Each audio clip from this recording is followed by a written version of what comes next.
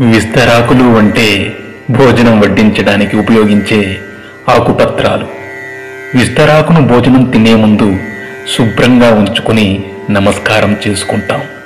భోజనం తినే వరకు విస్తరాకుకు మట్టి కూడా అంటకుండా చాలా జాగ్రత్తగా చూసుకుంటాం. ఆహార పదార్థాలు వడ్డించుకుని చక్కగా తింటాం. భోజనం పూర్తయ్యే వరకు ఇంత జాగ్రత్త తీసుకునే మనం తిన్న మరుక్షణం విస్తరణి మడిచి దూరంగా పడేస్తాం. అదే విధంగా మనిషి జీవితం కూడా అంతే.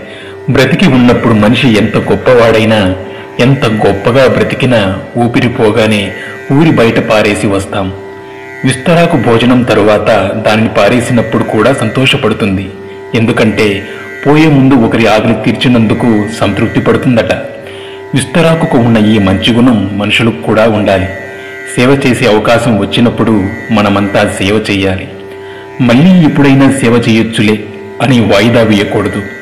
ఆ అవకాశం మళ్ళీ ఎప్పుడైనా వస్తుందని అనుకోకూడదు. ఎందుకంటే ఊపిరి ఎప్పుడు ఉంటుందో ఎప్పుడు పోతుందో ఎవరికీ తెలియదు. అప్పుడు కనీసం విస్తరాకుకు ఉన్న తృప్తి కూడా మనకి ఉండదు. ఎంత సంపాదించి ఏం లాభం? ఒక్క పైసా కూడా తీసుకుపోగలమా? కనీసం మన ఒంటి మీద బట్ట కూడా మిగలనివ్వరు. అందుకే ఊపిరి ఉన్నంత వరకు నలుగురికి ఉపయోగపడే విధంగా జీవించాలి.